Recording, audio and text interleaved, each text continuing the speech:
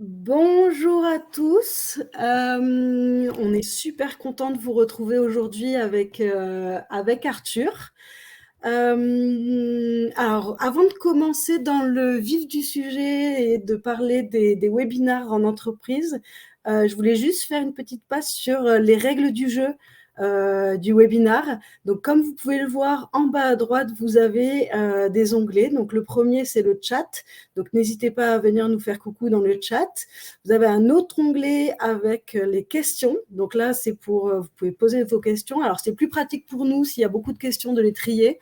Donc, n'hésitez pas à les poser dans cet onglet-là. Voilà pour les règles du jeu. Moi, ce que je vous propose, c'est que on fait une petite présentation rapide de nos structures avec Arthur. Et Arthur, je te laisserai te présenter juste après. Ça te va ? Très bien, parfait. Allez, c'est parfait. Du coup, QuickMS, donc qui on est? On est une scale-up, on a été créé en 2018, on est un éditeur de logiciels. Aujourd'hui, en fait, on compte 45 collaborateurs et notre mission principale, c'est d'améliorer le dialogue en entreprise. Et pour ça, on a 2 outils qui vont vous permettre au quotidien de gagner du temps, de diminuer vos contraintes, d'améliorer votre pilotage et de centraliser toutes vos données. Donc le premier outil, qui est l'outil historique de QuickMS, c'est Graphique. Et avec Graphique, en fait, notre objectif, c'est d'aider les décideurs RH, vous aider en fait à piloter votre performance au quotidien. Et nous avons une autre solution, Crew, qui est notre logiciel de gestion des entretiens et qui permet d'améliorer le dialogue entre les RH, les managers et les collaborateurs, notamment par la digitalisation des entretiens, par le fait de remonter les besoins de formation, de mettre en place du feedback, etc., etc. Arthur, je te laisse faire une petite présentation de Mailloop. Tout à fait. Alors, donc je m'appelle Arthur Vincent et j'ai fondé Mailloop il y a 5 ans. On est plus petit que QuickMS, on est 3 collaborateurs avec Marie et Edouard. Et nous, on travaille en fait sur le sujet de l'infobésité. Donc l'infobésité, c'est le trop-plein d'informations qu'on gère au quotidien dans notre travail. Et ce qui nous intéresse, c'est d'en comprendre les impacts qui peuvent être psychosociaux, la génération de stress, les enjeux de droit à la déconnexion, qui sont très importants dans le contexte du travail hybride. On a beaucoup d'outils à gérer en parallèle, beaucoup de canaux de communication, et globalement, ça impose un peu des nouvelles façons de travailler. Ça a un impact sur notre temps libre et notre charge mentale. Vous connaissez la fameuse pile de mails qu'on a en tête tous les soirs.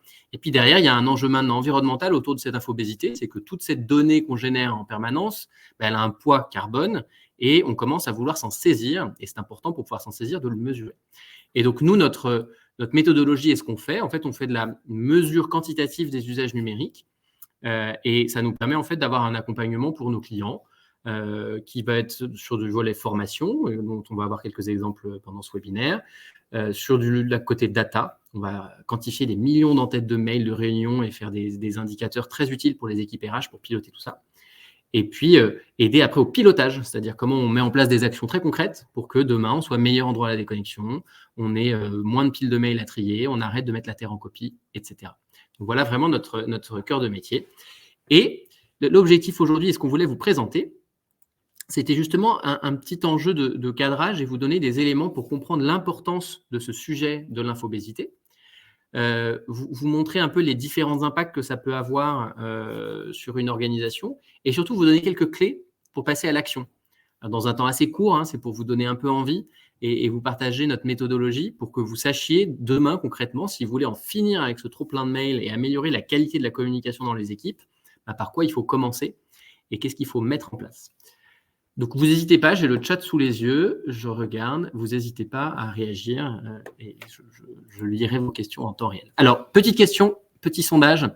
D'après vous déjà, combien d'emails sont envoyés en dehors des horaires de travail, le soir en pourcentage, le soir et les week-ends? À votre avis, shootez un chiffre.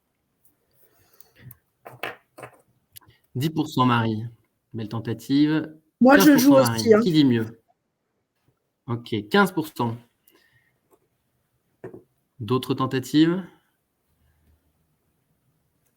Alors, le résultat aujourd'hui, donc dans l'étude annuelle nous qu'on réalise sur à peu près 8000 collaborateurs, donc ça commence à faire de beaux volumes de données, on est aujourd'hui à peu près à 25% du volume de mail qui part en dehors des horaires. Ok. Donc, c'est plus un phénomène annexe ou connexe, en fait, ça devient un vrai enjeu de l'organisation du travail. C'est-à-dire qu'on est débordé la journée et finalement, la communication numérique se retrouve reportée très tôt le matin et très tard le soir. Alors, d'après vous, alors on a le mail, maintenant on a Teams, on a le chat, etc. C'est quoi la proportion des échanges qui se font encore par mail, si on prend le gâteau total de la communication dans une entreprise? Pareil en pourcentage. L'envoi, Marie, oui, en différé, effectivement. L'envoi en différé est une façon qui permet en plus d'y arriver. Alors, c'est très intéressant, Marie, pendant que vous répondez sur la proportion d'échanges faits par mail. C'est intéressant parce que ça c'est un sujet qu'on abordera tout à l'heure, c'est le fait que peut y avoir une réponse technique très simple, mais finalement, tout le problème du droit à la déconnexion, c'est que le sujet, il n'est pas technique. C'est que finalement, on a besoin aussi de répondre en dehors des horaires et de montrer qu'on bosse pour plein d'autres raisons qui ne sont pas techniques. C'est-à-dire que même quand le bouton existe, qu'il suffit de faire envoyer en différé, en fait, on ne l'utilise pas. Et c'est ça qui est vraiment intéressant, c'est que la cause, elle n'est pas juste technique ou mécanique. En fait, elle est beaucoup plus organisationnelle et un enjeu en termes de culture managériale.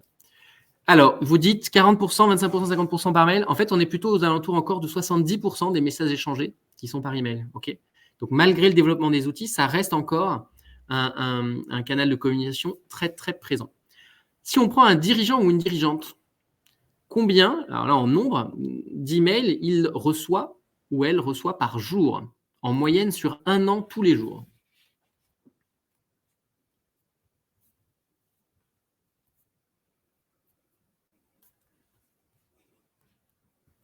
« 100, 26, 100. Qui dit mieux? C'est énorme. Il y a une belle fourchette là. Ouais, alors, vous imaginez quand même, on est sur, en réalité, 66. Pas mal, Marie. Et il faut vous dire, là, je vous fais des stats qu'on a fait sur un an complet. Donc, c'est-à-dire que c'est 66 emails tous les jours.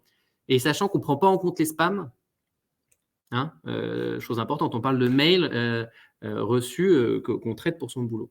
Donc, c'est absolument monstrueux, effectivement. Et ça, c'est une moyenne. Donc, il faut que vous imaginiez la dispersion. C'est-à-dire que là-dedans, il y a aussi des gens qui reçoivent plus de 100 mails par jour. Et là, on commence à être sur des populations vraiment à risque.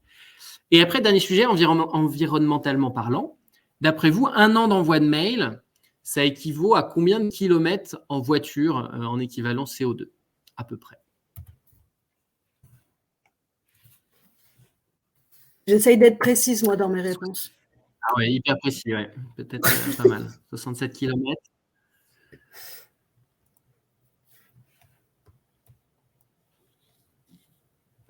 Est-ce qu'il y a une autre tentative? 1000, Valérie. Et effectivement, Valérie est proche de la bonne réponse. Alors, ce qui est intéressant sur les impacts environnementaux, c'est quand même une discipline assez nouvelle et qui demande énormément d'hypothèses. En fait, ça va dépendre du type de serveur que vous utilisez, de la durée de vie de conservation des emails, donc bien sûr des habitudes et de la taille des emails qu'on échange. Donc nous en fait, ce qu'on mesure, c'est déjà le côté quantitatif, c'est-à-dire que sans parler de CO2, donc de facteurs d'émission, c'est quoi la quantité qu'on échange.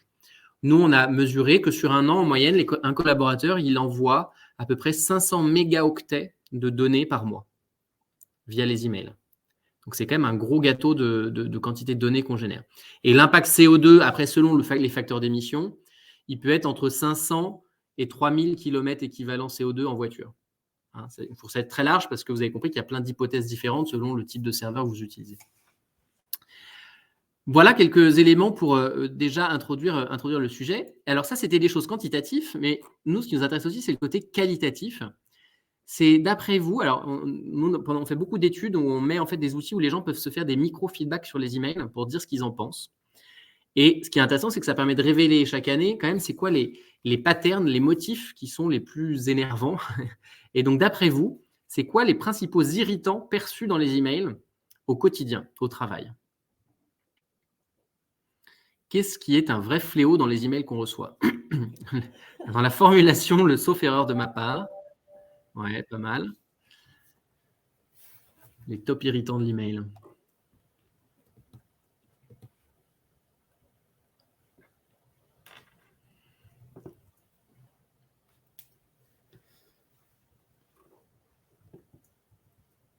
Alors, Valérie, c'est un gros irritant là, je sens.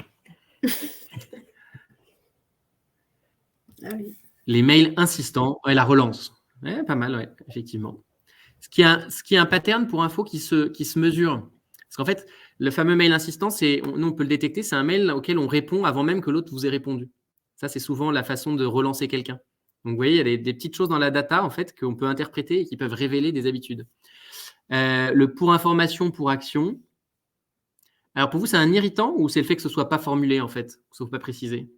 Marie, un mail fleuve sans énoncer clairement les actions à mettre en place. Oui, ça, c'est le côté très grande prose. Je vous montre le résultat pendant que Marie, je vous laisse me préciser un peu l'idée. Alors, le premier feedback que nous, on mesure et que les gens expriment très largement, c'est les enjeux autour du ciblage. C'est le fait d'avoir des boucles de mail avec beaucoup trop de personnes dans les destinataires. Ça, c'est vraiment le numéro 1 et de loin. Le deuxième, c'est le fait que l'email est devenu le canal par défaut, alors que souvent, le problème, la situation aurait dû être traitée plutôt à l'oral et que ce n'était pas l'email la bonne solution pour le faire.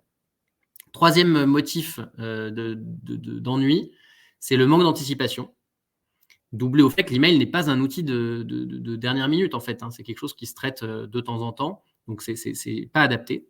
Quatrième sujet, c'est le manque de politesse ou le ton déplacé dans les écrits. Et enfin, la cinquième, c'est ce qu'on appelle, nous, la patate chaude, c'est-à-dire les fameux transferts où on dit à toi de jouer, hop, sans plus d'éléments, sans plus de contexte, et on fait tourner ça dans la machine organisationnelle, et derrière, ça consomme du temps à tous et à toutes. Alors, je vous partage quelques chiffres. De toute façon, après le webinaire, on vous enverra cette étude qu'on publie chaque année. C'est des ratios. Nous, on a un constat, c'est qu'en fait, on manque de data pour s'attaquer au sujet. Vous avez vu, quand je vous ai demandé pour les dirigeants, on ne sait pas si c'est 25 ou 100 mails en fait, par jour qu'on reçoit. Quand on a parlé de déconnexion, les ratios ils vont de 10 à 50% quand on interroge. Donc, en fait, on n'a pas de point de comparaison. Et pourtant, c'est quand même une grande partie de notre quotidien. Donc, nous, on part déjà du principe que c'est un peu comme dans les sujets d'égalité femmes-hommes. La première chose, c'est déjà qu'on commence à construire des référentiels et des points de comparaison. Et après, on peut, à partir de là, commencer à se dire si on est bon ou moins bon et on peut piloter l'évolution. Donc, quelques ratios que je vous ai évoqués sur le nombre de mails reçus ou envoyés par jour. Vous y retrouvez également des chiffres sur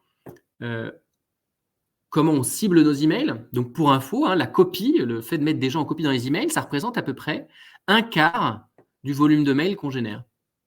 C'est énorme. C'est le pour information, il a un coût en fait. Garder tout le monde informé a un coût assez colossal pour une organisation. Autre chiffre que je trouve très intéressant à partager, on peut avoir l'idée que le mail, c'est aussi pour l'externe et c'est grâce à ça qu'on peut échanger.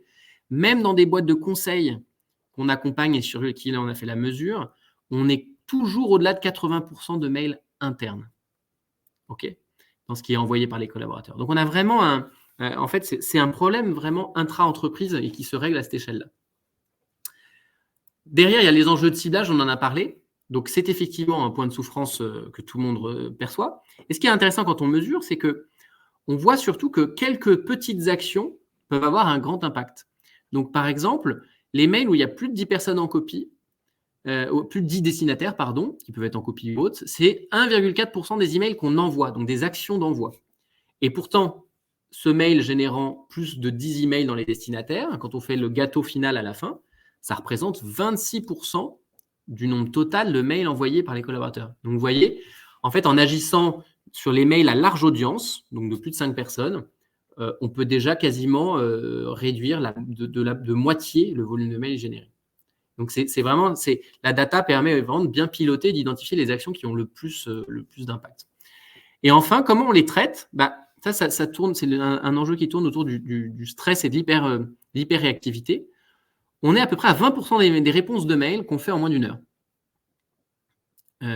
Non, pardon, 20% c'est en moins de 5 minutes.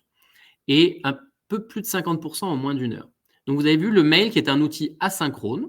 Normalement, on l'envoie et on attend une réponse sous quelques heures, voire quelques jours. En fait, on en a adapté un usage synchrone, c'est-à-dire on attend une réponse dans la seconde et on demande dans l'ascenseur si on a bien reçu le mail qu'on a envoyé. Et ça, en fait, c'est pas adapté cet outil pour ça. Ça crée quoi ? Des réponses croisées, du fait qu'on se met en copie, en boucle, on oublie les destinataires, etc. C'est un outil qui n'est pas pensé pour cette communication rapide, synchrone et à plusieurs. Et ça, c'est un vrai fléau sur la quantité d'interruptions en fait, que ça va générer dans l'organisation. Donc, on a finalement des usages qui ne sont pas forcément les bons de nos outils numériques. vous regarderez, il y a plein d'autres chiffres qu'on vous partagera et qui sont intéressants. Donc, vous avez vu ce que ça veut dire aussi, c'est que dans la vie quotidienne des salariés, des managers, des dirigeants et dirigeantes, ça a un impact sur le stress et sur les risques psychosociaux, mais tant dû au numérique, mais ça révèle aussi le reste du problème. C'est-à-dire qu'une situation managériale complexe avec de la tension, en fait, ça va aussi se traduire dans les typologies des échanges, dans la fréquence des échanges, dans la rapidité de réponse, etc. Donc, vous voyez que c'est un vrai gisement de données pour mieux comprendre les risques psychosociaux dans l'entreprise. Ça a un impact sur votre charge mentale, on l'a vu.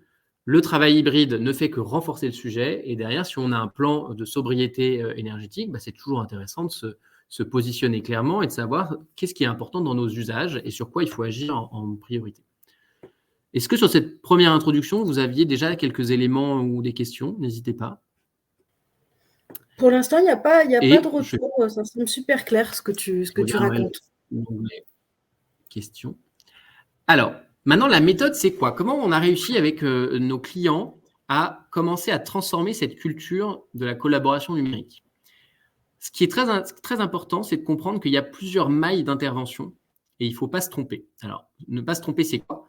C'est très souvent, et ça c'est un peu une tendance sociétale, on fait toujours reposer la faute sur le salarié. En gros, ce serait sa responsabilité. Individuellement, il pourrait régler le problème et il n'a qu'à se former.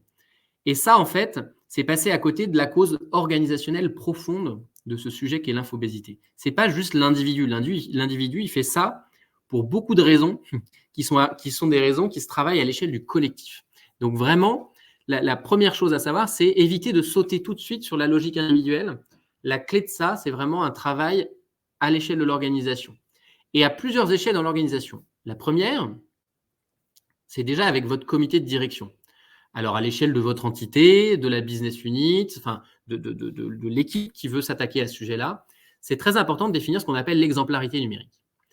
Un grand classique, je vous raconte les choses qui ont le moins marché et qui sont quand même très intéressantes à étudier. On s'attaque au droit à la déconnexion et résultat, il y a eu des tentatives, on va couper les serveurs des salariés entre 18h et 8h du matin. Alors, bien sûr, vu que c'est très, très dur et complexe à mettre en place, qu'est-ce qui se passe? On a fait ça pour les salariés, sauf pour les gens du comité de direction. Parce qu'eux, ils ont besoin de communiquer en dehors des horaires. Et ça, voilà, ça, c'est un très bon exemple d'injonction paradoxale. Donc, on dit que c'est une règle de fonctionnement pour l'organisation. Et en fait, la première exception qu'on fait, c'est pour les dirigeants. Et c'est quoi le message, le sous-jacent qu'on envoie? C'est exactement l'inverse, en fait. On est en train de dire, si ton job est important, en fait, c'est bien d'envoyer des mails en dehors des horaires de boulot. Et donc, tu peux en être quelque part un peu fier.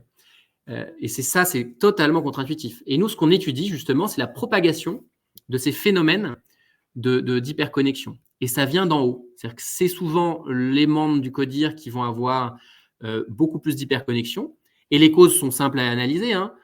Journée remplie de réunions, pas de temps pour traiter l'information, report sur le soir, la nuit ou très tôt le matin. Mais là, ce qui est intéressant, c'est que nous, on étudie l'impact que ces gens-là ont sur le reste de l'organisation. Et vu qu'ils ont un poids hiérarchique, une importance et qu'il y a un non-dit sur le sujet, beaucoup de gens se sentent en fait obligés d'y répondre. Et là, on voit les causes racines de cette propagation de l'hyperconnexion. Le chiffre à connaître, c'est qu'on est à peu près à 60% quand un grand chef ou une grande chef envoie un email le soir ou le week-end. 60% des réponses qui sont faites à ce message, elles sont faites dans le même créneau de déconnexion. Ce n'est pas du tout anodin. C'est-à-dire qu'il faut considérer que par défaut, un salarié, quand il va recevoir ce message-là, il a beau être formé à la déconnexion, en fait, il ne va pas pouvoir résister, il va vous répondre. Et c'est ça qui est intéressant parce qu'en fait, vous avez tout un non-dit dans le fait que ce soit vous, dans votre posture, qui envoyez un message. Donc, tout ça pour vous dire que la première brique, c'est que si le CODIR n'est pas exemplaire, il n'a pas défini ses propres limites, alors, bien sûr, il faut qu'elle soit adaptée à son métier, mais il faut aussi qu'un CODIR ait des limites. Parce que derrière, sinon, on va voir apparaître en fait ce genre de biais et on va courir droit à l'échec en fait de la mise en place de bonnes pratiques de déconnexion sur cet exemple-là. Et il faut qu'ils prennent des engagements concrets.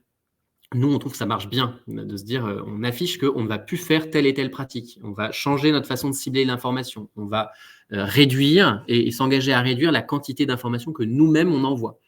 Et résultat, on accepte de revenir devant les collègues et les salariés une fois par an et de se dire, est-ce qu'on l'a atteint? Et en fait, là, on rentre dans une logique d'amélioration continue. La deuxième maille qui est claire, Alors Marie, c'est clair quand on reçoit un mail d'un D, quelque chose, on se dit que c'est important, urgent et prioritaire. Dans le fait, ça n'est pas forcément. Bien sûr, Marie. Je vous donne une anecdote c'était la première entreprise qu'on a accompagnée que j'avais trouvée hyper intéressante. Le premier indicateur qu'on avait fait, c'était qu'en fait, on calculait un score de l'hyperconnexion en fonction du nombre de mails envoyés très tôt, très tard, etc. C'était juste une règle assez simple. Hein. Ça vous faisait un score de 0 à 100. Et ce qu'on redonnait aux gens, c'était où est-ce qu'ils se positionnaient dans cette dispersion vis-à-vis de tous les autres collaborateurs. Et moi, j'ai des feedbacks trop intéressants de gens qui ont complètement transformé leurs habitudes parce que quand ils ont vu qu'en fait, ils faisaient partie des 5% des gens les plus connectés les soirs et le week-end, j'ai vraiment eu des verbatims de gens qui m'ont dit mais j'étais persuadé, c'était une boîte de 50 personnes, hein, on n'est pas dans un grand groupe, hein, j'étais persuadé que tout le monde bossait le week-end pour les missions clients, etc. Et je me sentais obligé de le faire. Et juste d'avoir vu ce chiffre et de se dire en fait, bah, pas du tout. Je trouve que ça révèle vraiment le problème qu'on traite, c'est-à-dire vu que c'est un non-dit, quelque chose qu'on n'aborde pas en équipe, bah, en fait, on a des croyances. Et ces croyances-là, en fait, elles sont vraiment délétères sur la qualité et l'organisation du travail. Donc, la deuxième maille, on doit travailler, c'est avec les fonctions. C'est-à-dire qu'à un moment, il faut quand même piloter ce sujet-là. Parce que si on ne pilote pas et qu'on ne le mesure pas, on n'a pas nos indicateurs et on ne sera pas capable de savoir où on en est de notre chemin dans la transformation de nos pratiques. Hein. Sinon, on va arriver à une charte, on va lancer une charte, et puis après, on va se réveiller dans 2 ans, on va se dire, mais concrètement, qu'est-ce qui a changé? On ne sait pas. Bref, après, on n'arrive plus à progresser. Donc, la deuxième maille essentielle, c'est de se dire, OK, dans la fonction RH, ce sujet de l'infobésité, en quoi c'est intéressant pour vous? Ce n'est pas forcément les mêmes indicateurs. Est-ce que c'est les enjeux de pénibilité numérique, donc la quantité d'informations à traiter et l'impact que ça peut avoir sur la fiche de poste en fait des salariés? Est-ce que c'est les enjeux de droit à la déconnexion? Vous avez envie d'être exemplaire sur la QVT et donc quelque part il vous faut aussi le démontrer dans les chiffres. Est-ce que c'est les enjeux d'adoption des outils de travail hybride? Est-ce que tout le monde est sur Teams? Comment il l'utilise? Vous voyez, il y a plein de façons de le mesurer, mais il faut à un moment se définir des indicateurs avec des objectifs au début de moyens et à la fin, petit à petit, des objectifs de résultats. Et là, derrière, on commence à avoir une stratégie qui se tient. La troisième maille, on descend, qui est la maille la plus effective de la transformation, c'est le travail à l'échelle de l'équipe. Ce que nous, on a identifié, hein, c'est que c'est vraiment essentiel. 50% à peu près des échanges de mails, de Teams, de chat se font au sein d'une intra-équipe. Donc, vous êtes la direction marketing, vous avez à peu près 50% du gâteau de la communication qui se passe là. Et c'est la maille intéressante. Pourquoi? Parce que en réunion d'équipe, en vrai, vous êtes capable de prendre des engagements, le lendemain de les appliquer et le surlendemain d'en vivre les bénéfices. Et ça, en termes de transformation, c'est très important parce que c'est l'ancrage positif. C'est-à-dire qu'on a besoin de vivre les efforts qu'on fait si on veut que ça dure dans le temps. Vous voyez bien, par opposition, hein, le côté j'attends que le groupe change, qu'il y ait une charte qui sorte, et puis je fais un effort, et au bout de 15 jours, en fait, je me rends compte que je suis le seul à faire un effort. En fait, tout effort est annihilé et on n'arrive pas à se transformer. La maille de l'équipe, c'est vraiment la maille où on peut y arriver parce qu'on n'a pas besoin d'attendre le reste du monde. Et vu que ça représente quand même déjà la moitié des échanges, il y a un impact sur votre vie qui est réel et perceptible. Et donc, comment on fait? C'est les temps de dialogue. Hein. Donc, les temps de dialogue, c'est sous 2 formes. C'est d'avoir des temps plus longs pendant lesquels on va vraiment essayer de définir c'est quoi notre ADN numérique, c'est quoi nos règles du jeu à nous. Parce qu'en fonction des métiers, ce n'est pas du tout les mêmes. Ce ne sera pas les mêmes pour une équipe informatique que pour une équipe marketing, que pour des commerciaux. Mais les mettre sur la table, donner les limites et trouver en fait un langage commun de comment on va communiquer ensemble.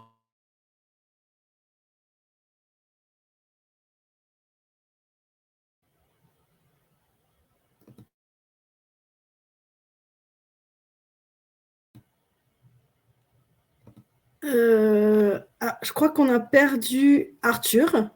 Non, c'est normal. Alors, c'est normal. Non, c'est pas normal. On a perdu Arthur. Je pense qu'il va se reconnecter. Il a dû avoir un petit problème de réseau. Je vais juste le contacter.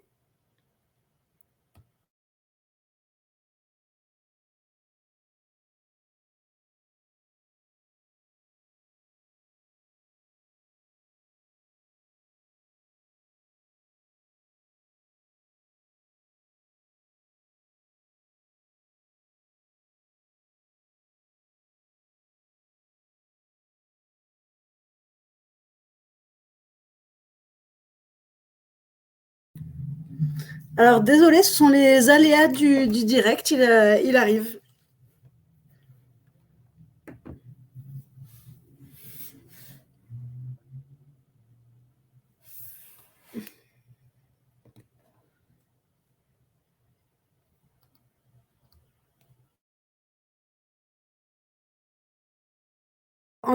En attendant, ce que je peux vous proposer, c'est en fait, Mailloop propose un profil numérique. Alors, je ne sais pas si vous connaissez ça, mais en gros, c'est un test que vous pouvez faire. Je vais vous partager le lien pour découvrir comment, en gros, vous aimez communiquer avec les gens, pour aider les gens à communiquer avec vous. Hop, je vous mets le lien, en fait, dans la discussion. Et en fait, c'est un profil que vous pouvez remplir. Vous mettez votre nom, votre prénom, et après, vous répondez à plusieurs questions sur notamment votre besoin de déconnexion, les notifications, enfin, comment vous vivez les notifications professionnelles, etc. Et en fait, derrière, ça vous donne un résultat sous forme de radar qui va vous donner en gros votre profil numérique et que vous pourrez partager après au sein de votre équipe pour aider les gens à mieux communiquer avec vous en fait. Donc si vous voulez, juste en attendant que Arthur se reconnecte, vous pouvez faire ce petit test pour connaître votre profil numérique.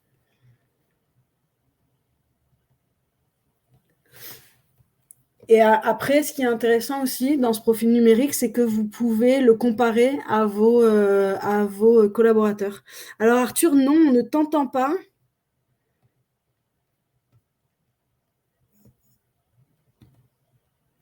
Alors, je vais essayer de voir pour te faire remonter sur scène. Arthur, tu es là.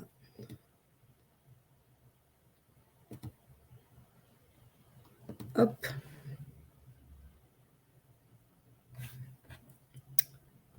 Vous m'entendez? Allez, Arthur is back, c'est reparti. C'est là. Je ne vais pas vous faire de fausses promesses parce que alors on a quand même une coupure avec le Wi-Fi et la 5G d'Orange. Donc à mon avis, c'est un problème carrément provençal, on va dire. Okay. Bon, en attendant, juste pour info, j'ai parlé du profil numérique, j'ai envoyé le lien, donc voilà pour que. On y est arrivé, c'est ça l'idée pour animer le dialogue. Donc c'est quand même se donner des outils en fait pour pouvoir parler de nos différences dans nos usages et de pouvoir nous aligner. Donc cet outil, il est simple, il est gratuit, faites-le, c'est en l'avant, fait pour faire ça. Et le constat et sa création, c'était vraiment l'idée assez basique de se dire, si chacun définit ce que c'est qu'un bon email, tout le monde a un avis et probablement un très long avis sur le sujet. Et pourtant, on n'a jamais pris le temps d'en parler. C'était ça le constat initial. Et donc, l'idée était de se dire comment on pourrait intégrer et générer ce dialogue-là. On s'est dit finalement, la signature des mails, c'est fait pour ça. Et donc, en fait, le profil numérique, c'est un petit questionnaire d'auto-évaluation. Et derrière, je vais vous montrer à quoi ça ressemble. Vous répondez, vous auto-évaluez sur les besoins de déconnexion, votre hyperconnexion. Est-ce que vous avez envie de différence dans la vie pro et la vie perso? Est-ce que vous êtes réactif? Est-ce que vous attendez de la réactivité? C'est toujours très important de faire le distinguo entre vos attentes et ce que vous êtes. Est-ce que vous avez besoin d'être en copie, d'être relancé? Bref, vous clarifiez ça. Et l'idée toute bête, c'est que ça, c'est un simple lien. Vous le mettez dans votre signature de mail qui envoie et vous informez d'une certaine manière. Le premier pas que vous pouvez faire, c'est déjà d'informer vos destinataires en fait de vos propres attentes. C'est un peu ce travail sur l'empathie numérique. C'est je ne peux pas deviner comment toi tu fonctionnes. Par contre, je peux déjà faire le premier pas et t'expliquer un peu mieux comment moi je fonctionne. Donc ça, je vous invite vraiment à le faire. Ça prend même pas 10 minutes. Et donc, ce qui est très rigolo dans cet outil, peut-être Géraldine l'a dit, c'est qu'en plus, nous, on a prévu que les gens puissent se comparer. C'est un outil public. Donc, vous le faites avec votre adresse email pro. Et chaque personne qui le fait avec son adresse email, en fait, vous pouvez vous comparer sur le graphe et mettre en avant vos différences. Les différences, en gros, c'est là où va y avoir des tensions. C'est là où va y avoir des incompréhensions. Donc, c'est très pratique à utiliser pour identifier assez rapidement, en fait, les sujets sur lesquels il va falloir être d'autant plus vigilant dans nos échanges. Alors, bien sûr, vous n'allez pas le faire avec tous vos destinataires, avec des gens avec qui vous échangez une fois tous les 6 mois. Mais votre équipe proche, c'est très sympa de pouvoir se dire, tiens, finalement, en fait, c'est dingue, ça fait 5 ans qu'on bosse ensemble et on ne s'était jamais posé la question de savoir si tu préférais les emails en bullet point ou en long, si tu avais envie d'être en copie tout le temps ou surtout pas. et finalement, ça change un peu la vie. Donc, c'est vraiment c'est là où des fois le dialogue peut apporter vraiment beaucoup d'éléments sans avoir forcément besoin de la technique. Et ce qui est rigolo, je vous mets une petite capture d'écran. Ça, c'est les 7 derniers profils numériques qui sont sortis, de gens qui l'ont fait en ligne, vu que c'est un outil ouvert. Et vous voyez, on pourrait se dire, en fait, on est un peu tous pareils, tout le monde a les mêmes attentes. Pas du tout. Et c'est ça qui est quand même assez génial. On a vraiment des attentes très différentes dans la façon de communiquer à l'écrit. Et il y a d'autant plus un besoin d'alignement si on veut que ces choses-là s'apaisent et soient plus agréables. Alors, l'avantage, Marie, c'est qu'il n'y a pas d'histoire de compatibilité. Vous le faites, c'est un questionnaire en ligne. Ça vous envoie un mail où je vous explique, moi, comment ça marche, automatique. Et c'est un lien. En fait, le profil numérique, c'est juste un lien. Donc, derrière ce lien, vous le copiez et vous le mettez dans votre, que ce soit Thunderbird, Outlook, Gmail. Vous le mettez, si vous voulez, dans votre signature de mail. OK ? Et résultat, toute personne qui verra dans votre signature, tenez, jetez un œil à mon profil pour envoyer de meilleurs emails. Vous n'aurez plus qu'à cliquer dessus. Et voilà, ces différences-là, moi, me fascinent toujours sur le fait qu'on a vraiment des attendus différents. Enfin, et vous voyez, je termine, j'en avais parlé au début, il y a évidemment des nouvelles compétences individuelles. Je ne suis pas du tout dans le fait qu'on ne doit pas se reposer aussi sur les individus, mais pour moi, c'est le dernier étage de la fusée. Les bases, elles sont vraiment d'abord sur l'exemplarité d'un codir, l'ambition de pilotage, des dialogues d'équipe, et après seulement, on se dit que maintenant, pour que tout ça puisse se réaliser, il y a besoin de développer les compétences. Nous, on parle de soft skills numériques. Ce n'est pas juste de savoir utiliser l'Outlook, c'est de comprendre pourquoi on a besoin de mettre la terre en copie. C'est quoi le moteur caché qui fait qu'on fait ça? Pourquoi, quand un mail d'un grand chef ou d'une grande chef arrive le dimanche, on n'arrive pas à s'empêcher d'y répondre? Et comme je vous l'ai expliqué, dans 60% des cas, on le fait. Donc, c'est comprendre en fait les mécanismes qui se cachent derrière nos habitudes de communication numérique pour être capable derrière de mieux lutter contre nos vieux démons et derrière d'y contribuer. Et pour terminer, je voulais vous partager, nous, en gros, les 8 réflexes que je vous conseille d'adopter, très simples et très concrets, que vous pouvez en gros imprimer au-dessus de votre ordinateur et qui vous permettront, si vous jouez là-dessus, déjà de diviser quasiment par 2 la quantité de mails que vous générez. Parce que bien sûr, vous avez bien compris, le premier pas à faire, il y a une corrélation quasi parfaite, on l'a recalculé avec Marie tout à l'heure, c'était amusant, entre le volume d'emails reçus et le volume d'emails envoyés. Donc, si vous voulez recevoir moins de mails, posez-vous la question d'abord de comment vous pouvez en envoyer moins. C'est assez incroyable cette corrélation parfaite, quel que soit le niveau hiérarchique. C'est toujours le même ratio. Donc, première chose, je passe assez rapidement, vous l'aurez en présentation, c'est le réflexe de l'email. On a aujourd'hui développé en fait un mimétisme dans la façon de communiquer. Quelqu'un vous envoie un mail, vous répondez par mail. Vous avez une question, vous envoyez un mail. Et c'est devenu vraiment un mode de fonctionnement par défaut. Moi, ce que je vous invite à faire, c'est l'email, c'est pas automatique. Et n'hésitez pas, même si on vous recevez une demande par mail, à décrocher votre téléphone pour régler une situation. Et ça fait gagner pas mal de réponses et d'emails. Deuxième réflexe, le problème du ciblage. On a envie de mettre la planète en copie. C'est intéressant parce que on a en fait, ça peut être pour plein de raisons, on a envie de montrer qu'on bosse, on a envie de montrer qu'on avance, on a envie de partager l'info avec tout le monde pour qu'on soit aligné. Donc, il y a toujours plein de bonnes raisons. Mais derrière, je vous ai montré le résultat, c'est la moitié du volume de mails généré. Donc, il y en a intérêt à le faire. Donc, moi, le conseil, c'est jamais plus de 5 mails dans une boucle. Et s'il y a plus de 5 personnes, posez-vous vraiment la question du bon outil. Est-ce que c'est vraiment l'email qui est utile?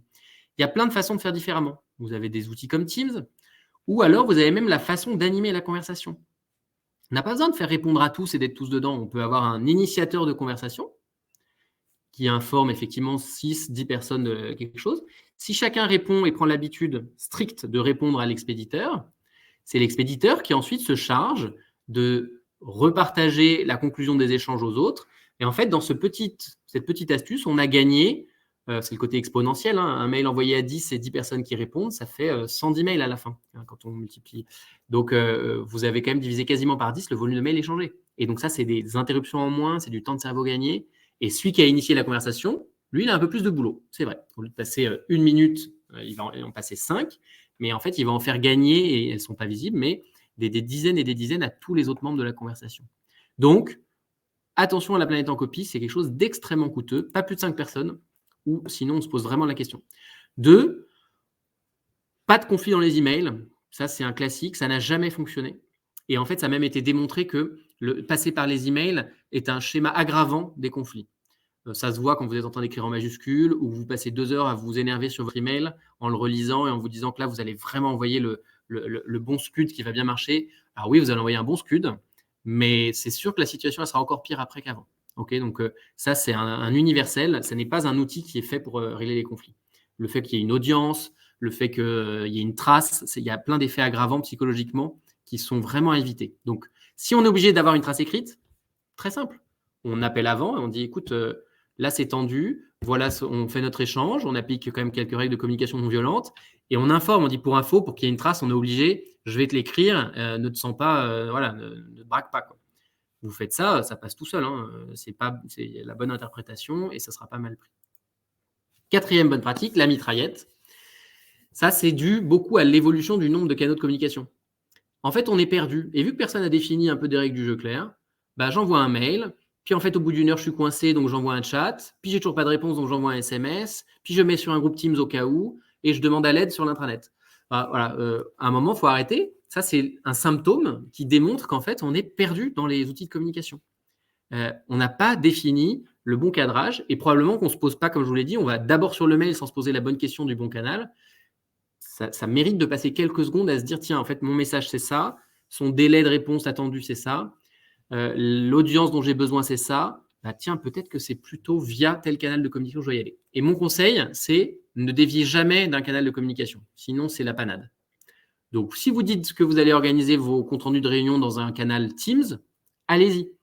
Mais ne faites surtout pas, pour les 3 personnes qui ont refusé d'y aller, un bilan que vous allez faire par mail à côté. Alors là, vous êtes sûr que vous perdez tout. Vous allez avoir des réponses qui viennent d'un côté, vous allez avoir d'autres qui viennent de l'autre côté, vous allez perdre l'information et c'est fini.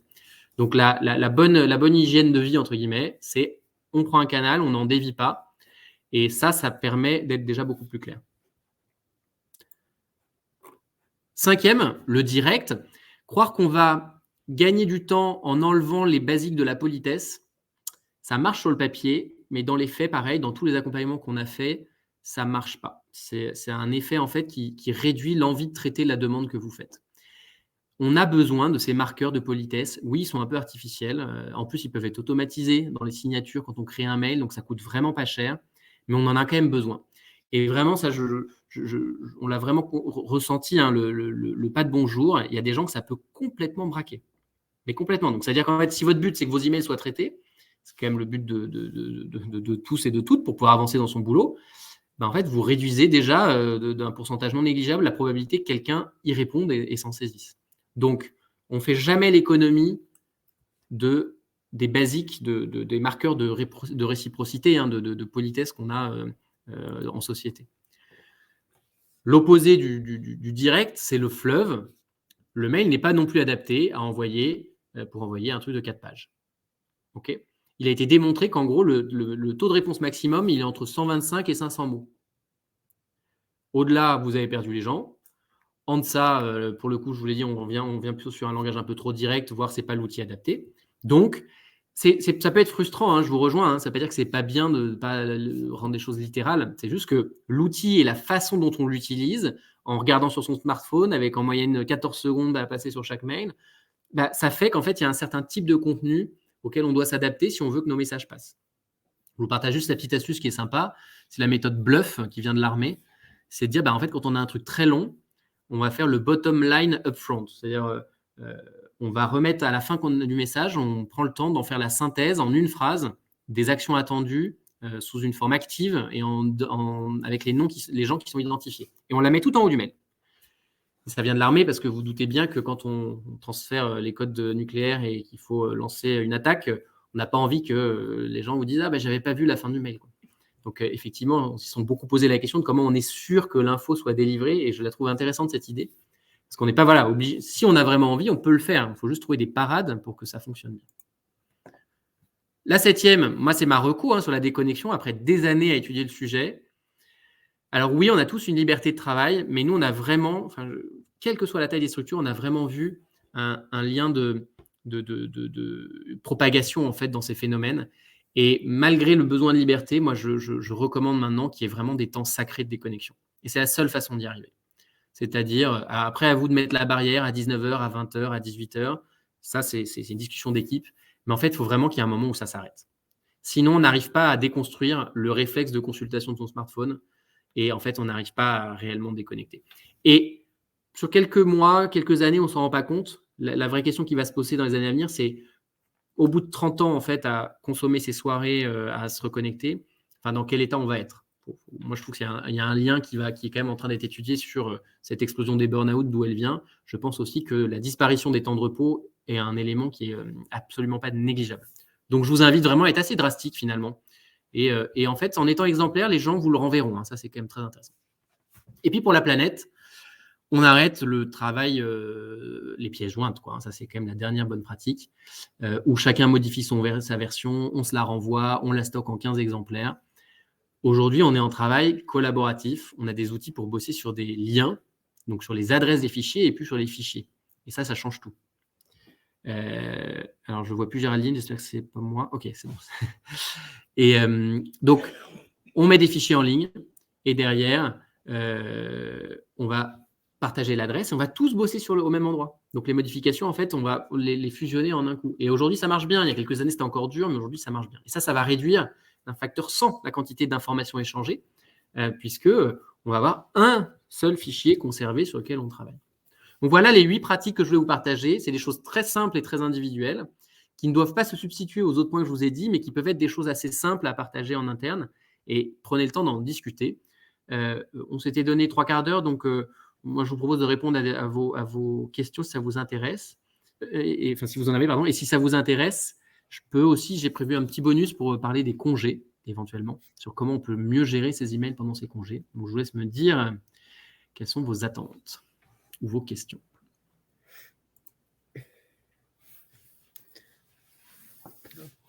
Pour l'instant, il n'y en a pas. On va attendre quelques secondes.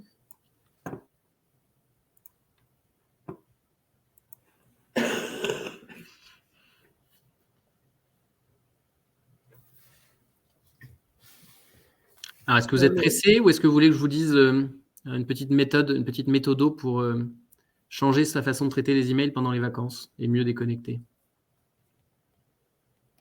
Valérie. Premier qui parle a raison. Hein.